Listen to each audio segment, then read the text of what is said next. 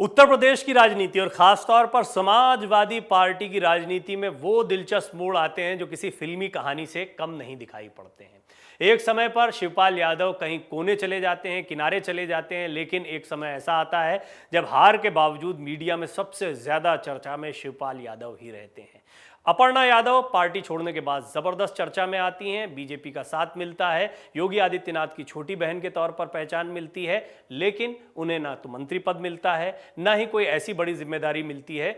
वो सिर्फ बीजेपी की प्राथमिक सदस्य के तौर पर या सदस्य के तौर पर ही आपको देखने को मिलती हैं।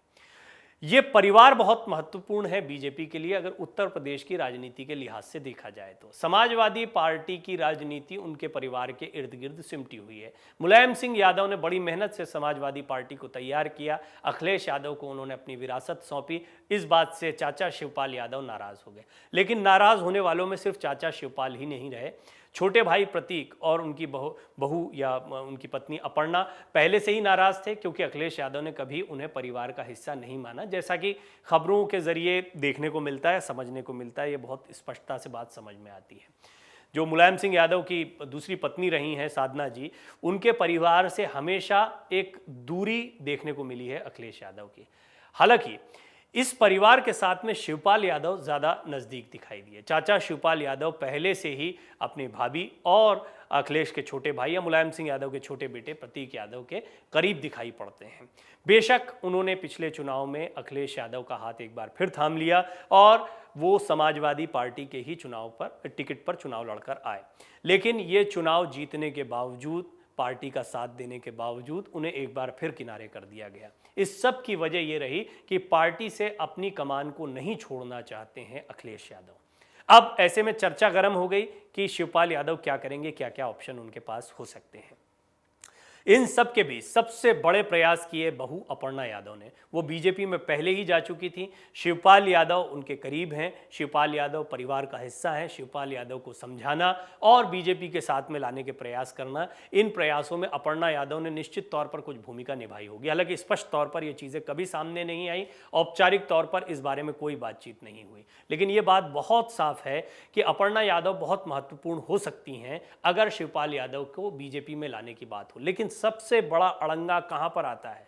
सबसे बड़ा अड़ंगा यह है कि क्या भूमिकाएं बीजेपी शिवपाल यादव को देगी और क्या शिवपाल यादव की निष्ठा पर प्रश्न हमेशा नहीं खड़ा रहेगा, क्योंकि समाजवादी पार्टी उनकी जड़ों में है। वो आज भी आजम खान के नज़दीक करीब दिखाई दे रहे हैं। वो आज भी समाजवादी पार्टी के नेता को ही अपना नेता कहते हैं और कहते हैं कि वो मुझे निकाल क्यों नहीं देते हैं, और अखिलेश यादव कहते हैं कि बीजेपी उन्हें ले क्यों नहीं लेती है। यानी बीजेपी में जाने की उनकी बातें यूं ही नहीं थी, बेवजह नहीं थी।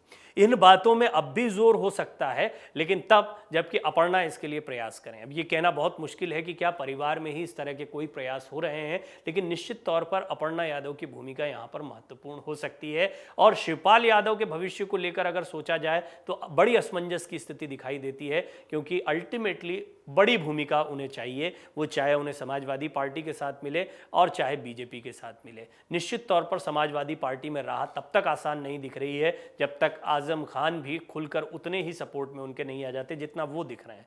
वो आजम के साथ पल पल दिखाई दे रहे हैं। वो आजम खान से मिलने सीतापुर जेल जाते हैं, वो आजम खान को लेकर सार्वजनिक तौर पर ट्वीट करते हैं, लोगों से बात करते हैं, यहाँ तक कह देते हैं कि नेताजी चाहते, मुलायम सिंह यादव पर पहली बार टिप्पणी करते हुए कहते हैं कि नेताजी चाहते तो आजम खान जेल से बाहर होते।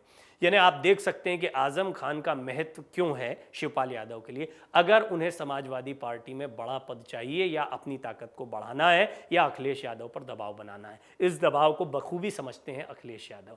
लेकिन यदि शिवपाल यादव को ये सारा काम करने में कोई कठिनाई आती है और उनकी बात नहीं बन पाती है, तो एक ही रास्ता रह जाता है, और वो ये कि अपर्णा यादव उनकी सिफारिश लगाएं और शिवपाल यादव को बीजेपी में शामिल करने के प्रयास फिर से शुरू। नमस्कार। डाउनलोड करें अमर उजाला ऐप और पाएं खबरें लगातार।